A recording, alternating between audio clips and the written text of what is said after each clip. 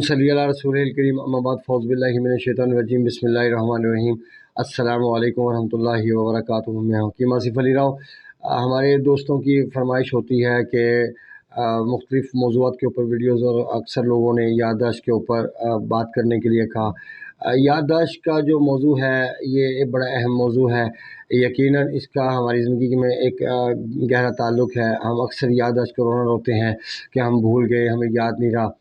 اگر ایک انسان کے پاس کام کا برڈن انتہا کا ہو تو وہاں پہ سمجھ میں آتا ہے، لیکن ایک عام روٹین میں انسان اگر چھوٹے موٹے معاملات کو دیکھ رہا ہے اور پھر اس کی یادداشت کمزور ہو رہی ہے تو پھر یہ ایک انڈیکیٹر ہے کہ حالات ٹھیک نہیں ہیں۔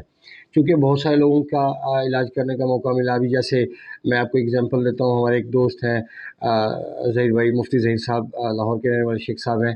اور یہ پراپرٹی کا بزنس بھی کرتے ہیں۔ انتہائی ڈیسنٹ انسان، انتہائی پرسنالٹی، شخصیت، لیکن تباہی ہوئی ان کی آج سے کافی عرصہ پہلے۔ وہ 15 سال پہلے شعر و شاعری کے ساتھ اٹیچ تھے۔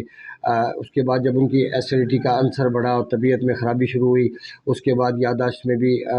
ڈسٹرب ہونا شروع ہو گئی، خرابی آنا شروع ہو گئی یادداشت میں بھی۔ مفتی ظہیر صاحب ہمارے ایک بڑے ڈیسنٹ پیشنٹ اور ایک پرسنالٹی شخصیت،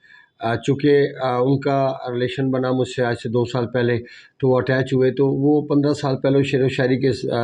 شغف کے ساتھ وابستہ تھے، لیکن پچھلے 15 سال سے یادداشت کے اوپر یہ اثرات پڑے کہ شعر و شاعری تو چھوڑ دیں، سب کچھ لکھنا بھول گئے، کچھ بھی یاد نہیں آتا تھا، کوئی چیز فوکس نہیں کر پاتے تھے۔ اب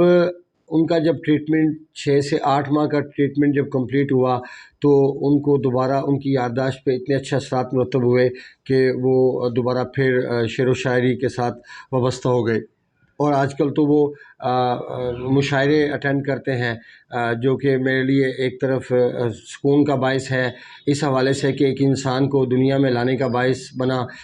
دوبارہ ایک انٹرسٹنگ پہلو اس کا زندگی کا سامنے آیا۔ کیونکہ نروس سسٹم پوری طرح کام کرنا شروع ہو گیا۔ ہماری یادداشت کی جو کمزوری ہے، اکثر لوگ پوچھتے ہیں کہ کیسے پیدا ہوتی ہے۔ اب غور سے سمجھ لیجئے اس بات کو کہ یادداشت کی کمزور ہونے کا تعلق جو ہماری دنیا کے اندر ہم دیکھتے آ رہے ہیں، جو ہمارے ایکسپیرینس ہے، جو ہم نے ایکسپیریمنٹ کیے ہیں، یا جو ہم نے جن چیزوں کو اپنی آنکھوں سے مشاہدات کیے ہیں، اس سے اندازہ یہی ہوتا ہے کہ نروس سسٹم کو خون کا دباؤ کم پہنچنا ہمارے یادداشت کی کمزوری کا یا اس کی کمی کا باعث بنتا ہے۔ چونکہ ہمیشہ آپ نے دیکھا ہوگا کہ بوڑھے لوگ اس کنڈیشن کے اندر زیادہ مبتلا ہوتے ہیں۔ ان کی وجہ یہ ہوتی ہے کہ ان کا جو مزاج ہے ان میں حرارت ختم ہو چکی ہوتی ہے، موسٹلی حرارت ختم ہو چکی ہوتی ہے، کاربن کام کر رہا ہوتا ہے، آرٹیفیشل حرارت کے ذریعے وہ زندگی گزار رہے ہوتے ہیں، اور یہ جو آرٹیفیشل حرارت ہے یہ صرف زندہ لاش کی طرح انسان کو زندہ ضرور رکھتی ہے، لیکن انسان کے اندر وہ تمام رعنائیاں ختم ہو چکی ہوتی ہیں جو ایک حرارت کے ساتھ وابستہ ہوتی ہیں۔ چونکہ بہت سارے لوگوں کی زندگی کو بہتر کرنے کا موقع ملا، اس لیے جو ایکسپیرینس ہوتے ہیں، جو تجربات ہوتے ہیں، ان کو ہی سامنے رکھ کے فیصلے کیے جاتے ہیں، ان کو آپ لوگوں کے سامنے آپ کے ساتھ شیئر کیا جاتا ہے۔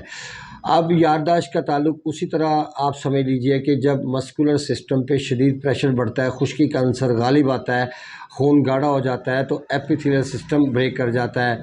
اب بریک کرنے کی وجہ کیا بنتی ہے وہ میں آپ کو پچھلی ویڈیو میں ایکسپلین کر چکا ہوں، جس میں کہ میں نے لیور کے بریک ہونے کی جو وجہ ہے وہ بتائی۔ جیسا کہ میں اپنی پچھلی ویڈیو میں ایکسپلین کر چکا ہوں کہ لیور کے سٹاپ ہونے کی وجہ کیا بنتی ہے، مسلسل ایک جیسی خوراک کا استعمال کرنا، اور پھر انفلیمیشن کا انکریز ہوتے جانا، اور پھر انفلیمیشن کے بڑھنے کے ساتھ ہی لیور سسٹم کا بریک کر جانا، یعنی ایپیتھیلیل سسٹم بلاک ہو جاتا ہے، رک جاتا ہے، اس کی شریانیں بند ہو جاتی ہیں، کیونکہ جب تسکین کی حالت ہوتی ہے، ورکنگ ہوتی نہیں ہے، تو وہیں پڑی چیزیں رک جاتی ہیں اور بند ہو جاتی ہیں۔ تو یہاں سے آغاز ہوتا ہے ہماری یادداشت کے ڈسٹرب ہونے کا، کیونکہ ایسی کنڈیشن میں چونکہ مسکولر سسٹم پہ شدید دباؤ ہوتا ہے، اور ایپیتھیلیل سسٹم تسکین کی حالت میں ہوتا ہے، اور نروس سسٹم تحلیل کی حالت میں چلا جاتا ہے، وہاں تک بلڈ نہیں پہنچتا۔ جب بلڈ نہیں پہنچتا تو وہاں تحلیل کی وجہ سے جو خشکی بڑھ چکی ہوتی ہے، اور خشکی کے بڑھنے کی وجہ سے ہماری یادداشت مسلسل کمزور ہونا شروع ہو جاتی ہے، کیونکہ ہمارے جو خون کے اندر رطوبات کا عنصر وہ بھی شامل ہوتا ہے، اور جب ایسیڈیٹی کا لیول بڑھتا ہے یا خشکی کا لیول بڑھتا ہے تو ہماری رطوبات ڈرائی ہونا شروع ہو جاتی ہیں، خشک ہونا شروع ہو جاتی ہیں۔ اب یہاں پہ بھی یہی کام ہوتا ہے کہ جب دماغ کی رطوبات ہوتی ہیں خشکی کی وجہ سے خشک ہونا شروع ہو جاتی ہیں، تو ہماری یادداشت، انسان بیٹھے بیٹھے چیزوں کو بھول جاتا ہے، یا اس نے کوئی چیز لکھی ہے تو تھوڑے ٹائم کے بعد بھول گیا، یا اکثر جو اسٹوڈنٹ کا ٹریٹمنٹ کرنے کا موقع ملا تو ان میں ان کی یادداشت، کیونکہ میموری سسٹم کو اچھا کرنے کا موقع ملا تو وہ خود بخود ہی اچھی ہو گئی، کیونکہ ہم نے اس کے لیے کچھ نہیں کیا، صرف لیور کے نظام کو ایکٹیو کیا، اور ایکٹیو کرنے کے بعد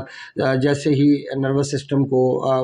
بلڈ ملنا سٹارٹ ہوا یا اس کو طاقت ملنا شروع ہوئی، کیونکہ آپ ڈائریکٹ کسی چیز کو طاقت کبھی بھی نہیں دے سکتے، کیونکہ جو چیز کے پاس خون کا دباؤ کم ہے اس کو طاقت دینا صرف یہ کہ وہاں تک خون کا دباؤ پہنچا دیا جائے، یعنی خون کا پریشر وہاں تک بحال کر دیا جائے، تو یقیناً وہاں کی ویکنس کو دور کیا جا سکتا ہے، نہ کہ ہم ڈائریکٹ اس کو طاقت دینا شروع کر دیں۔ اب جیسے اکثر لوگ دماغ کی طاقت کے حوالے سے یا یادداشت کے حوالے سے دماغ سے متعلق چیزیں استعمال کرنا شروع کر دیتے ہیں، جس میں بادام اور مغزیات کا استعمال، اس قسم کے دودھ کا استعمال، مکھن کا استعمال، اس قسم کی چیزوں کا استعمال شروع کر دیا جاتا ہے، جو کہ میں نے کبھی بھی آج تک فائدہ مند نہیں دیکھا انسان کے لیے، بلکہ الٹا اس کے لیے نقصان کا باعث بنا۔ اب جیسے مسکولر سسٹم پہ شدید دباؤ کی وجہ سے نروس سسٹم کو بلڈ نہیں مل رہا، تو آپ ڈائریکٹ اس کو بلڈ کی سپلائی نہیں دے سکتے، اس کے لیے آپ کو ٹھنڈی چیزوں کا استعمال کرنا پڑے گا یا تر گرم چیزوں کا استعمال کرنا پڑے گا، اور ان کا استعمال نروس سسٹم پہ تو شاید خون کے دباؤ کو بڑھائے یا نہ بڑھائے، لیکن مسکولر سسٹم کے پریشر کو مزید انکریز کر دے گا، چونکہ یہ بار بار کے تجربات سے گزری ہوئی چیزیں، اس لیے بار بار ایکسپلین کیا جاتا ہے، سمجھایا جاتا ہے، نہ کہ ویڈیوز کے تسلسل کو لمبا کرنے کے لیے یہ چیزیں آپ کے سامنے رکھی جاتی ہیں۔ یہ زندگی کے وہ حقائق ہیں جو آپ کو کہیں سے بھی نہیں ملیں گے، چونکہ صابر ملتانی صاحب رحمۃ اللہ علیہ کے جو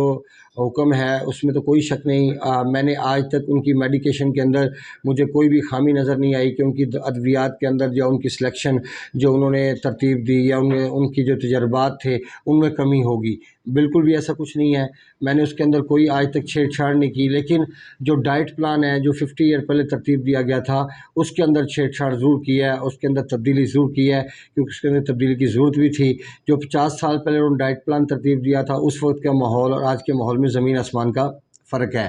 آج ہائی بریڈ چیزیں، آج ہمارے پاس تسلسل نہیں ہے چلنے کا، ہمارے پاس سائیکل استعمال کرنے کا تسلسل نہیں ہے، آج کل ہم موٹر بائک استعمال کرتے ہیں، گاڑیاں استعمال کرتے ہیں، اگر ہم نے بازار تک بھی جانا ہے تو ہم کوشش کرتے ہیں کہ ہم بائک پہ جائیں، اگر ہم نے مارکیٹ تک جانا ہے تو ہم رکشے کا استعمال کرتے ہیں، تو پھر آپ سوچ لیجئے کہ ہمارے جسم کی ورکنگ تو وہ رہی نہیں، تو پھر وہ خوراک کیسے استعمال کر سکتے ہیں۔ اس لیے ملتانی صاحب رحمۃ اللہ ایک گریٹ شخصیت، ایک مجدد آدمی کہ جو صدی بعد پیدا ہوتا ہے، اس میں کوئی شک کہ انہوں نے اندر کام کیا ایک لمبے ٹائم کے بعد، شاید اس کے بعد اس کے اوپر کام نہیں ہوگا، جو اس میں تھوڑی بہت امپرومنٹ تھی وہ میں کہ اس کے لائف میں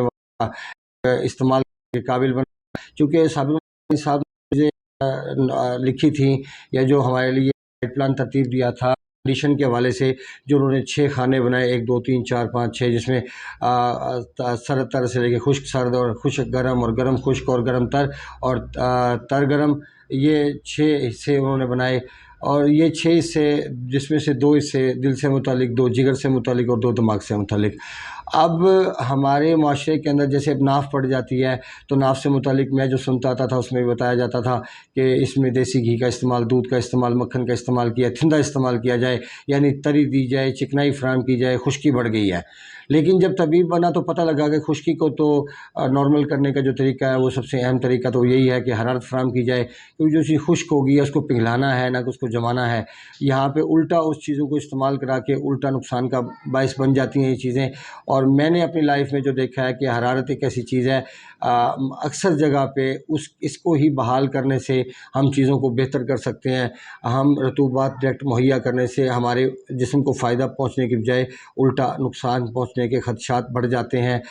کیونکہ ہم انرجی جو دیں گے وہ جگر کو دیں گے یا فعال کریں گے، جگر کو فعال کریں گے، جیسے وہ حرارت پیدا کرے گا تو چیزیں پگھلنا شروع ہو جائیں گی، جو چیزیں جم چکی ہیں، جو چیزیں گاڑی ہو گئی ہیں، ہمیشہ اس کو حرارت مادے سے پگھلایا جا سکتا ہے۔ آپ دیکھ لیجیے ہماری ایڑیاں پھٹتی ہیں تو ہم حرارت دیتے ہیں تاکہ اس کو مندمل کیا جا سکے، اس میں صابن یا ہم گرم جوتے پہنتے ہیں، تو آپ اس سے اندازہ کر سکتے ہیں کہ کوئی بھی چیز خشکی سے جب پھٹتی ہے یا خشکی بڑھتی ہے تو اس کو ہیٹ ہی مندمل کرنے کا باعث بن سکتی ہے، نہ کہ دوسری چیزوں سے استعمال سے اس کو نارمل کیا جا سکے۔ ملتے ہیں انشاءاللہ اپنی مزید انفارمیٹیو ویڈیو کے ساتھ۔ اپنا اپنے دوست احباب کا خیال رکھیں۔ وما علینا الا البلاغ المبین۔ السلام علیکم ورحمۃ اللہ وبرکاتہ۔